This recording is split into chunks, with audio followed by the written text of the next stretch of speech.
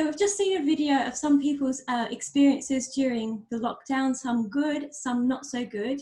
And now I'm here with Bob, Laura, Beena and Prem. And we're going to talk a little bit more about their experiences of community during the lockdowns, and what they feel about community and what it means to them. So what do you guys feel community means? When this whole subject was first raised for me, I had this idea that I've heard the word community used so many times in recent years, particularly in connection with the church, but probably even more so since this pandemic's been going on. So I had to kind of get my head around and decide how I would define community. And really, I came up with the idea it was something about communication, interaction, sharing within different groups of people. The people where I live, the people where I work, the people where I worship, the people where I walk. There's a whole lot of different communities that somehow intertwine by my movement around those, and likewise with every single one of them. So when as a Christian, when you're in community, you're witnessing all of those places, and it therefore actually spreads in theory and possibly in practice throughout the whole world, because the connections, the networks that would actually be there, that we kind of put in one big package and call it community, is actually only a collaboration of a load of different small communities. Me and my neighbour, me and the guy I play in the band with, me and the guy I walk with, have a meal with. They're all parts of another community. So that's how I see it, the way it works. Yeah. Yeah, I think connection is a really good word. And what do the rest of you think? What do you feel about community?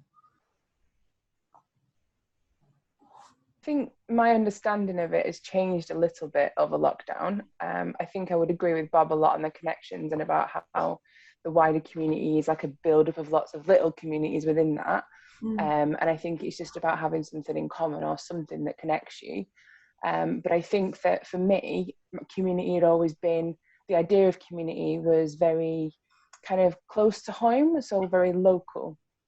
Even though we talked about the wider community and then we referred to the local community as local, when I thought of it, it was the people directly around me that I would think of, almost to the point where then when I moved away from places, I didn't feel a part of that community necessarily anymore.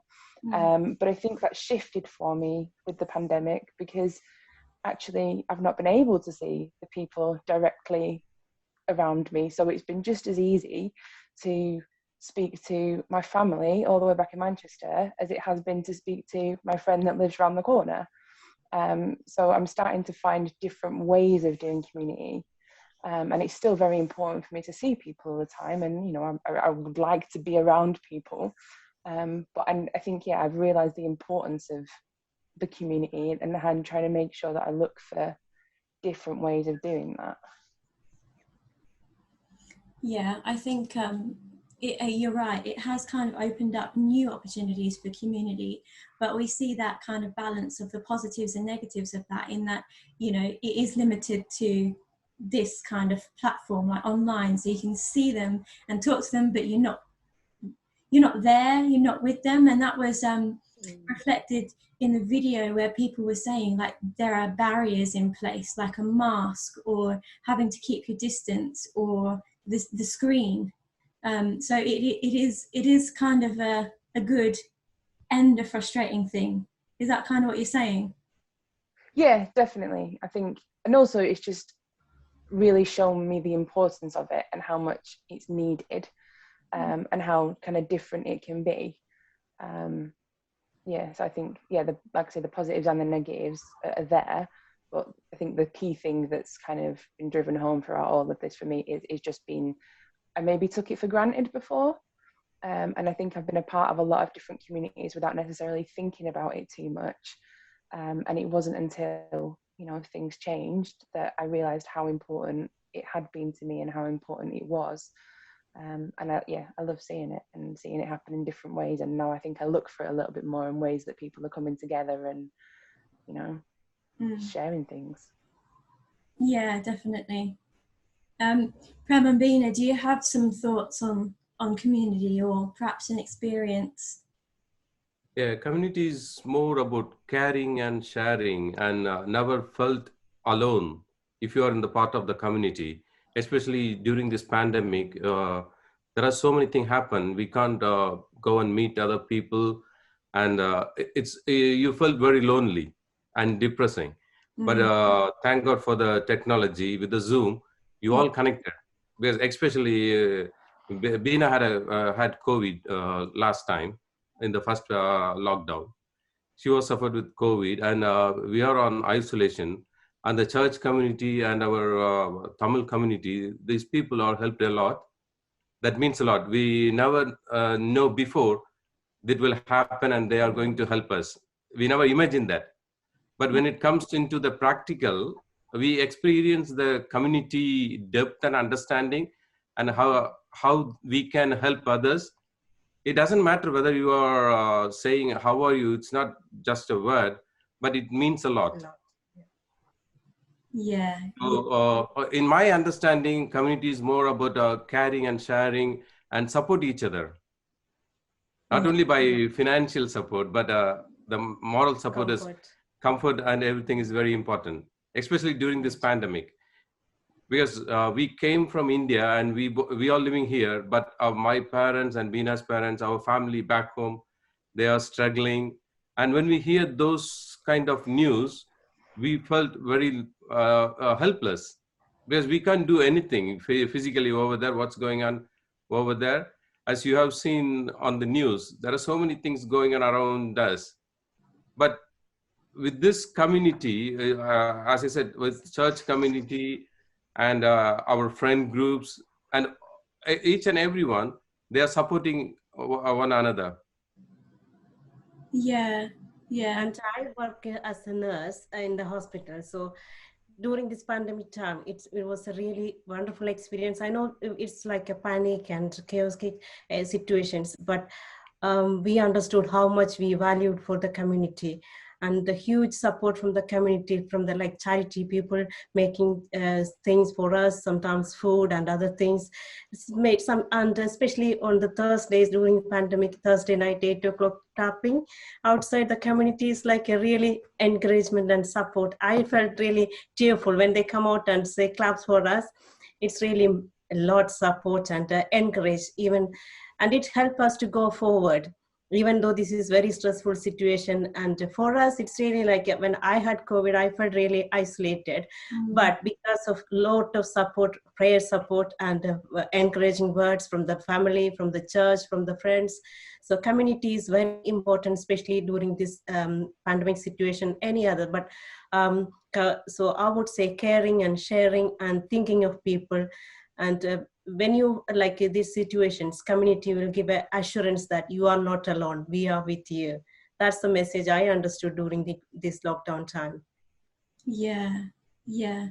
I think I love that you mentioned the clapping, because it kind of with what you were saying as well, Prem, like when stuff is happening in India, when you've got, you know, family and friends who are there and struggling, and you can't be there, you can't, you know, it's very tough.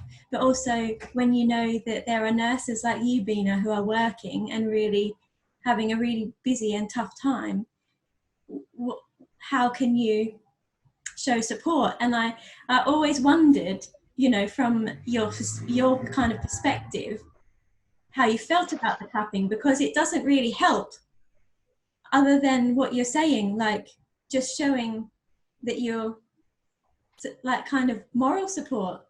Yeah. That is the main thing we need, especially during this time. That is the only thing lacking nowadays: moral support and the spiritual support. Some of the time when you are spiritually good, still you need some moral support from our community. Yeah. So it needs to be balanced. Yeah. That's a really, Thank you for sharing that. That was really cool. Do you, Bob or Laura, have some experience of community during lockdown that you'd like to share? I think for me, at the start of lockdown, when I was looking at other people in the community, I learned to recognise the importance of different people that I wouldn't necessarily normally associate with. Not in the sense that, just in general life, you tend to hang out or be around people that think similarly to you or are into the same kind of things as you. So it tends to be that a lot of my friendship group or people that I hang around with are very similar, which is great, and we all get along.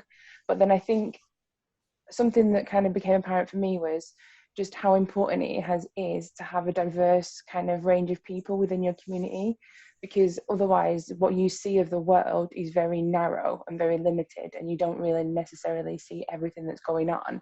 And then even then, like with what Prem was saying about how important it is to kind of be helping people and things, well, if everyone's got the same skill set, then there's going to be a lot lacking in your group.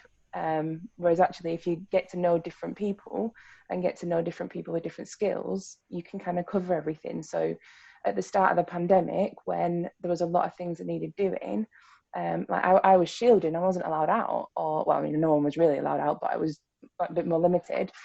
So I couldn't even like go to do my own shopping or things like that. I wasn't supposed to walk the dog.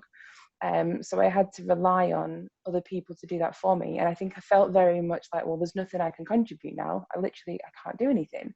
But then I ended up making hand sanitizer, and I set my kitchen up as like a little science lab, because it was such a lacking resource. But that was something that I could do. So yeah, I'm making all the chemo girls like lots of hand sanitizer and stuff. So I think, yeah, my experience within community has been looking for different ways to help people and different ways to kind of get around things, and just making sure that everybody is valued. And that, yeah, I think I need to get to know people more who maybe aren't as similar to me, or aren't as, don't think the same way that I do, because I want to open my worldview a little bit more, and yeah, just get to know the world. I think you also mentioned an important part of community that, I mean, I don't often think about, which is accepting things from others as well. Like when you when you said about shielding, and that people had to walk the dog for you and stuff, and Beena, when you guys had to isolate when you were ill, you have to let people do things for you as well, and that's also the brilliant part of community. How about you, Bob? What have been your experiences? Well, I'll come to that in a minute, but I was listening very carefully to Prem and Beena there, and how they were describing things, which was incredibly encouraging. But what they were describing for me was the nature and the quality of the communities in which they are actually engaged in themselves. And I was thinking, hold on, there's a lot of fragile communities around that don't have that loving experience and support and encouragement behind it. There's even hostile communities. Not everybody lives next to a nice neighbour. Not everybody works next to a nice, polite person in the office. There are not very nice communities as well. So there has to be, to understand community, we appreciate the loving communities and the ones that support us and encourage us. But there's another kind of community that an awful lot of people live in that don't have that same framework in which to live. For me, this whole pandemic, which is what we're talking about, has changed a lot of stuff for me. Okay, you all know I'll talk to the lamppost if it's there. I don't have a problem with talking to anything. I've talked to congregations that have been fast asleep for the last 20 minutes, but I still keep talking. So I know I'm like that. But when this pandemic came down, suddenly the people in the street began to talk.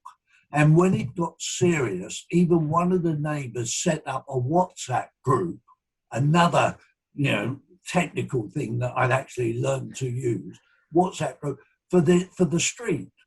And when I was in a situation, because of Alice going into care, we had to isolate for so many days before she went in, and then have a test and all that sort of thing. The neighbours would text me on a WhatsApp, "Can I get you anything from the shop?"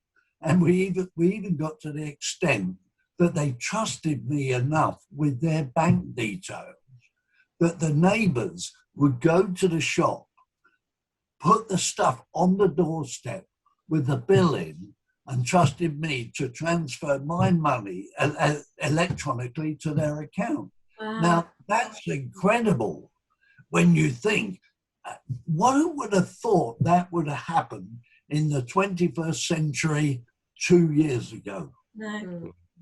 People open other ways and start trusting each other. And the other thing I noticed, I am more and more easily moved when I hear the kind of things Prem and Beena were saying about how encouraged they were. And when I see this, I mean, I'm terrible. I have a television at the bottom of my bed. And do you know the first woman I speak to every morning? Alexa. I say to Alexa, "What's the time?" And she'll tell me the time, and I'll put the news on. And it's BBC Breakfast News, and nearly every day, there's some encouraging thing. Somebody's raised some money, somebody's overcome something. And I feel really, grateful and privileged to be part of the human race, where there are people around who are so kind to each other.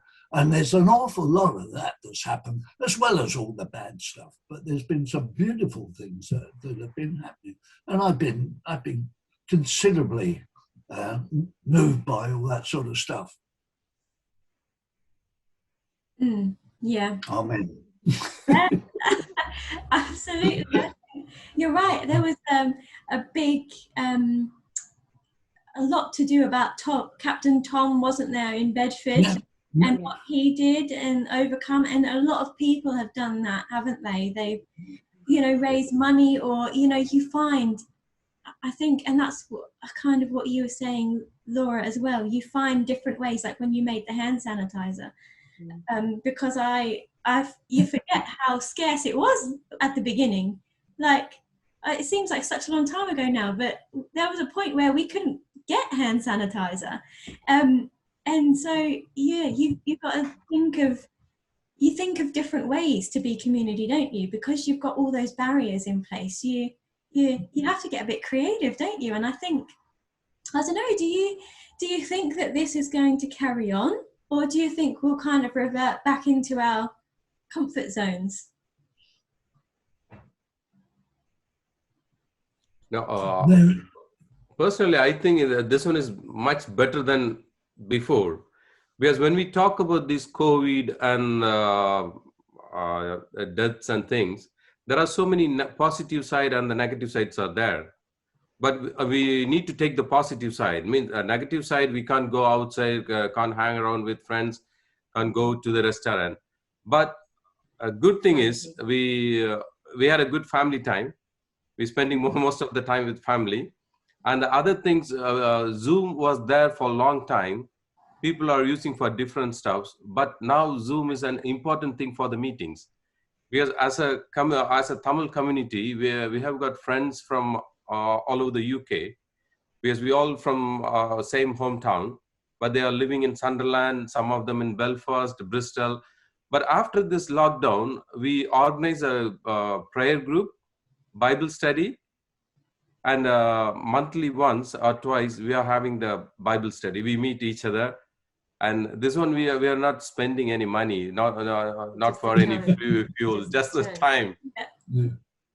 Otherwise, if we want to meet them, we meet once a year. That we are sometimes in Sunderland or in Croydon or somewhere like that. That's very expensive. We need to travel. But this one, it's very good thing. We can meet every month and have a Bible study, and we can chat. We felt that we are, we are very close. But that's why I always tell my patients, don't think too much about the negativity of the COVID and of the pandemic. But there are so many good things happen. So we need to count our blessings. Of course. I'm with you on that's that, wrong. Prem. I've saved so much money in the last 18 months. It's incredible. So if anyone wants a loan, just let me know. I will send my bank details to Bob. Is that because you've been getting other people to do your shopping for you, Bob? Is that why? Yes. So Prem, did you find the Tamil community around the UK? Were you in touch before, or was that all through COVID? No, just one or two person. We whoever we know, we call them once a while. But now we made it regular to have this Bible study, because all Salvationists. I am a son of an officer. So my father, he was a Salvation Army officer, and some of the officers' children are here in UK, all nurses and pharmacists, all in medical field. Trained from Salvation. Most of them trained from Salvation Army institution, because in India, we have got a few nursing colleges, hospitals in India. So most of them finished their training and they're all working in England. So we never get a chance to meet everyone, but because of this lockdown, this technology may connect each other. Oh wow! So like, even though you've kind of been like on the front line, as it were, like you were like at the most risk almost, you know, and obviously you were ill, and that's quite scary. Yeah. You've also, like, you're speaking about it so positively, and you found this new community that you've really connected with, and you're having your Bible studies and meeting, and you want to continue that. I think that's blown my mind a little bit. Well, thank you. Does anybody else want to share any of your experiences, or what they think about what might happen with this community as we reintegrate back into face-to-face life, as it were? I think it'll be interesting to see what does happen. And I think I definitely need to remind myself of the things that I've learned and stuff during lockdown, because I think it's quite easy to slip back into old habits, because you're not on your own, you're seeing people all the time, like you're out and about. Even just things like going into work, I'll start seeing people in the office, so I won't be kind of craving that human interaction in the same way. But I think having learned how important it is to me and how much of a difference it makes, I need to sort of make a mental note or do something to check that I am remembering that and keeping that in, and that I'm not slipping into old habits. Because even things like, so I'm part of a weekly cell group where we, you know, chat about the Bible or play games or whatever it is. We just connect with other Christians. And I think before the lockdown, as much as they were my friends and I loved it, and they still, you know, they've always been my friends, but at the same time, one week, if I was a bit tired or I couldn't be bothered, or I was maybe in a bit of a mood or not feeling so well, I'd just be like, oh, I'll give it a miss tonight. I'm not around, guys. Whereas now, I've realised how important that weekly meeting is, and seeing them, even though it's been on Zoom now and not physically, I know how much it means to me and how much I need it in my life. So even if I've not been feeling so well, I've been like, right, okay, I'm going to come tonight, guys, but, you know, I'm going to be a bit grumpy because I'm not feeling very well.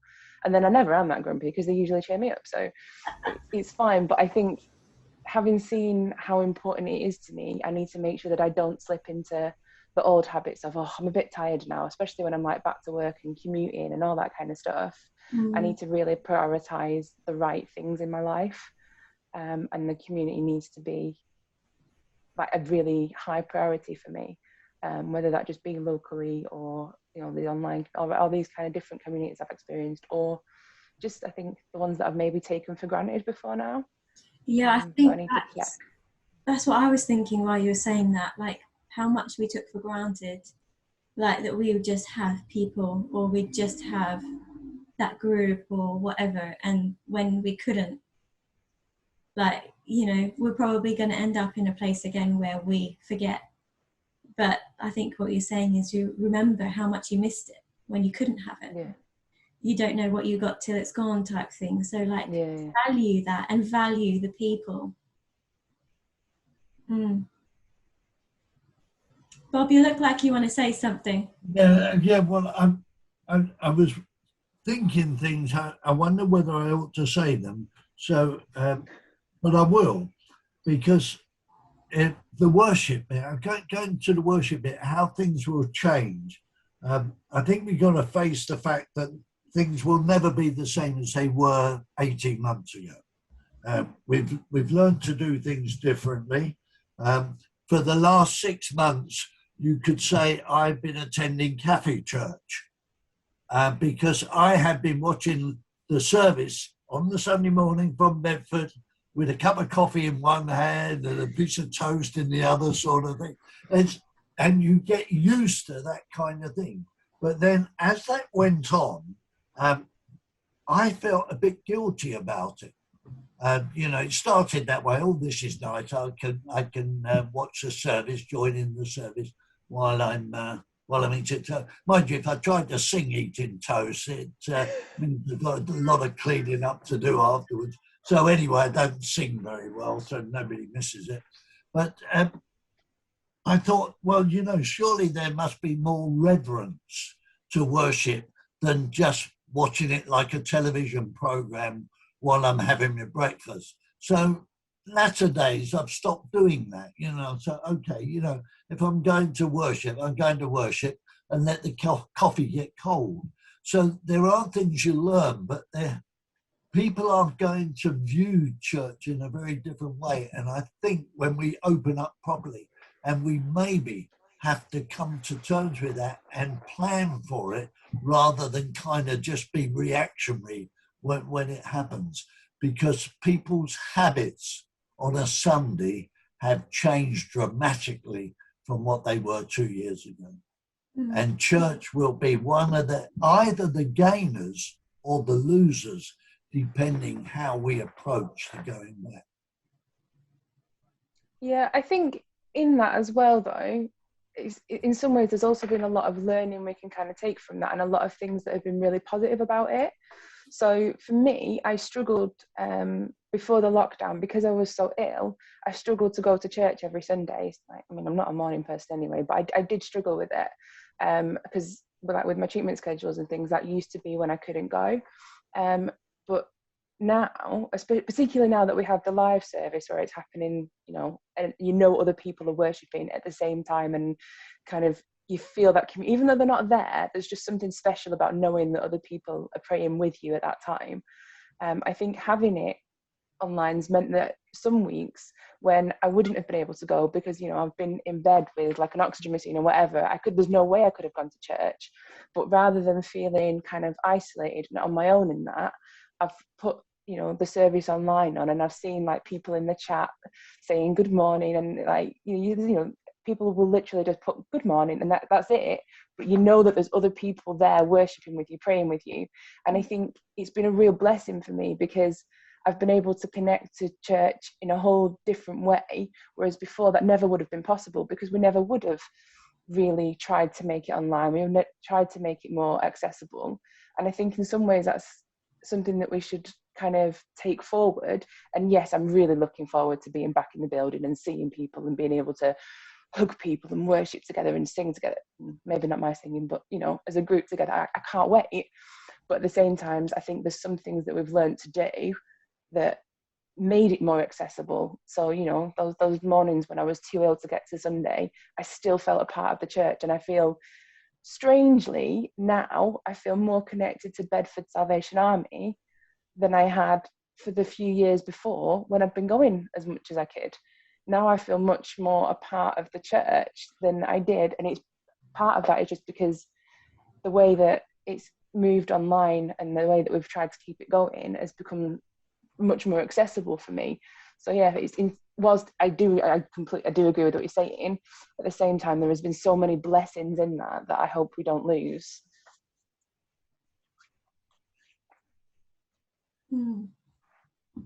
Thank you, Laura. I think I really hope that everybody listening to this as well is feeling connected. I know, like, it can be difficult, like, because there is that screen barrier, but I really hope that people are still feeling what you're describing, Laura, that connection and that sense of like still belonging to this family or this community, like however you kind of see it, like even though we can't meet together. And I think that's what's been really nice about actually speaking to you all online, because I haven't seen most of you for more than a year. But it's like really nice to just catch up. It doesn't feel like, oh, I've not seen them for a year, I can't speak to them, or like I hope like that feeling is mutual. But like it's like an old friendship, or like a family that lives far away that you don't get to see often, but when you do come together, it's like, oh yeah, like this is really nice. And like I hope that feeling can transfer like on the online platform. But yeah, thank you so much, everybody, for sharing your experiences. Before we kind of wrap up, I just wanted to make sure, did you say what you came to say? Is there anything that you kind of prepared or wanted to share that didn't get to share? No? Shared everything. Yeah? Happy? Yeah. Okay. Thank you so much for organizing through Zoom. Because if it's direct, face to face, we couldn't look at you without mask. Exactly, yeah. So now we can see each other. No barrier. Yeah. Yeah. Yeah, that is nice. Glad to see you. It's nice to speak to different people as well. Like, I think actually, as you were just saying it, that's another thing that I've kind of realized, is that when I went to church on a Sunday, I'd go straight to my friends or straight to people that I know and sit with them. And I don't think I really spoke to that many other people. But it's like Bob was saying before we started on the interview, like, we've been going to the same church for like 4 years now. I've been in Bedford 4 years, but I'd probably sort of say hello in the street, but we don't, because we're into very different things apparently. But you know, so I think, yeah, actually, yeah, these are, you know, people that I wouldn't necessarily have spoken to, and that's something that I'll need to get over my social anxiety, but when I go back to church, I want to speak to people who aren't necessarily in my friendship group and who have other things. And yeah. Your mum obviously told you to beware strange old men. She did. Yeah, I think you kind of said what I was trying to say earlier a bit better than what I said it. But it's so nice that even though we're not like you're not going to be able to be like the best of friends with everyone and see everybody all the time, are you? We just can't. But it's so nice that when we do come together, we're able to connect in that way. I just think that's beautiful. Yeah. And I have really appreciated talking to you all. Is it okay if before we finish, I say a prayer for you guys? Okay. Please do. I'm going to pray. Hey God, thank you so much for this opportunity to speak and share together when we haven't seen each other for such a long time. And thank you, as always, for the blessing of the technology that we're able to do it even when we can't meet face to face. I thank you for all of the experiences that we've been able to share together today, for the ones that have been tough, like the ones of isolation and loneliness, but also the good things as well, the positivity and the connection that we've been able to make with different communities that we perhaps wouldn't have otherwise. So I thank you for that positive element, and I thank you for all of my friends here today, and I just pray that you will be with them in their communities that they're in. Thank you that we are part of the same community of Bedford Salvation Army, and thank you for that connection. But I pray for the other communities that were mentioned, the cell groups, the neighbours, the Tamil community. I pray for them, God. Just be with all of those people and bless them and in their communities as well. And for everybody watching, our wider church family that we can't see but we know are there, I pray for them all that they would feel that sense, even though they can't be with us, and that will continue even through this time of transition back to the everyday face-to-face life, God. Yeah, that's been really challenging, but God, I pray that whatever it is on our hearts that we need to remember from this, God, that you would help us take that with us. Amen.